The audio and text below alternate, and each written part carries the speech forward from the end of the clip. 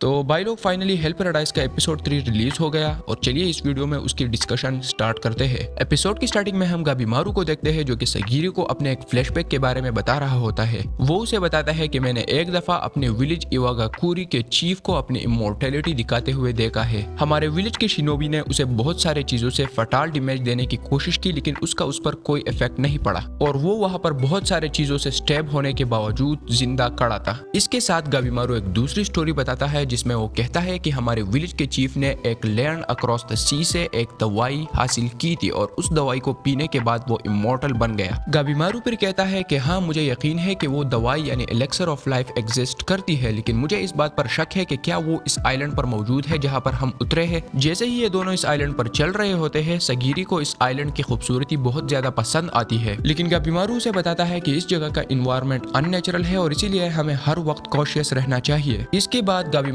अपने बंधे हुए हाथों से रस्सियों को हटाने की कोशिश करता है लेकिन जैसे ही सगीरी उसे देखती है तो वो उसे बताती है कि जब तक हम मिशन पर है तो उस वक्त तक तुम्हें अपने हाथ खोलने की कोई इजाजत नहीं है, इसीलिए अपने हाथों को दोबारा बांध दो। गाबीमारू ने इस फजूल रूल को फॉलो करने पर कंप्लेन किया और साथ ही साथ इस बात पर कंप्लेन किया कि हमें जो सामान दिया गया था वो सब बेकार है। ये सुनने के बाद सगीरी अपने तलवार को उसके गर्दन पर रखकर उसे बताती है कि हम यहाँ पर एक मिशन पर है और मैं तुम्हारी दोस्त नहीं हूँ, इसलिए अगर तुम इन रूल्स को फॉलो नहीं करोगे तो मैं तुम्हें इसी जगह पर एग्जीक्यूट कर लूंगी। कोई दूसरी चॉइस ना होने की वजह से गाबीमारू सगीरी की बात को मान लेता है और अपने हाथों को बांध देता है। हाउएवर इन दोनों को एक आदमी इंटरप्ट कर लेता है जो कि गाबीमारू को अपने आयरन बॉल से मारकर पीछे फेंक देता है। इस आदमी का नाम है कियोन जो कि गाबीमारू को बताता है कि मैं तुमसे बहुत ज्यादा डिसअपॉइंटेड हो गया, मैंने नहीं सोचा था कि तुम इतनी आसानी से मर जाओगे। लेकिन कियोन गाबीमारू को बगैर किसी नुकसान के अपने पैरों पर वापस खड़ा देख लेता है क्योंकि गाबीमारू ने इस हमले की एंटिसिपेशन कर ली थी, इसी वजह से उसने अटैक से पहले अपने गर्दन को डिसलोकेटेड कर लिया था। गाबीमारू फिर सगीरी की तरफ इशारा करता है कि देखो कियोन के हाथ खुले हुए हैं, पर सगीरी गाबीमारू को कुछ रिस्पॉन्स नहीं देती। सगीरी कुओन के साथ खड़े यामाडा साइमन खुशी से पूछती है कि तुम्हारे मुजरिम के हाथ क्यों खुले हुए हैं। किशु उसे जवाब देता है कि जब इस ट्रिप से वापस जाने का टाइम आएगा तो मैं आसानी से इसके हाथ को बांध सकता हूँ और दूसरी बात यह है कि मुझे इसके हाथ खुले रखने की वजह से इसके साथ कुछ फजूल बहस नहीं करनी पड़ती। वो सगीरी को बताता है कि तुम्हें रूल फॉलो करने से कुछ नहीं मिलेगा और यही रूल फॉलो करने की वजह से तुम हमारे क्लैन के असाइमन की सबसे निचली रैंकिंग पर हो। जैसे ही कुशी गाबीमारू को सगीरी के रैंकिंग के बारे में बताने लगता है तो सगीरी उसके बात को काट लेती है और उसे बताती है कि अब यह टाइम इन चीजों को डिस्कस करने का नहीं है। गाबीमारू कुओन को इग्नोर करके उसे इंसल्टेड फील कराता है पर कुओन सोचता है कि ये मेरे पास एक अच्छा मौका है अपने सारे वेपन्स को गाबीमारू पर टेस्ट करने के लिए। गाबीमारू कुओन को बताता है कि अगर हम एक दूसरे के साथ लड़ते हैं तो हम सिर्फ अपने टाइम को खराब करेंगे और हमारे जो दूसरे कंपिटिटर्स हैं वो हमसे आगे निकल जाएंगे। कुओन गाबीमारू को बताता है कि इस मिशन को स्टार्ट करने का बेस्ट तरीका है दूसरे क्रिमिनल्स को सबसे पहले मारना और उसके बाद वो आसानी से एलेक्सर ऑफ लाइफ को अपनी मर्जी से ढूंढ सकता है। इन दोनों क्रिमिनल्स के मॉनिटर सगीरी और किशी इन दोनों को फाइट करने की इजाजत दे देते हैं। गाबीमारू के पास अब कोई दूसरी चॉइस नहीं होती, इसीलिए उसे अब अपने आप को डिफेंड करने के लिए कुओन से लड़ना होगा। लेकिन फाइट स्टार्ट करने से पहले सगीरी गाबीमारू को अपना हाथ बांधने को कहती है जिसे सुनने पर गाबीमारू सगीरी से बहुत ज्यादा अनॉयड हो जाता है। सगीरी के ऑर्डर को फॉलो करते हुए गाबीमारू अपने हाथों को बांधना शुरू कर देता है जबकि कुओन अपने कई वेपन से गाबीमारू पर हमला करता है लेकिन उन वेपन्स का गाबीमारू पर कोई इफेक्ट नहीं पड़ता और वो वहां पर खड़ा होकर अपने हाथों को बांधता है। जैसे ही गाबीमारू अपने हाथों को बांधना खत्म कर देता है वो कुओन के एक स्पेयर को उसके खिलाफ यूज करके उसे ऊपर फेंक देता है। ऊपर फेंक जाने की वजह से कुओन के सारे वेपन्स नीचे गिरते हैं गाबीमारू की तरफ और गाबीमारू उन वेपन्स में से एक वेपन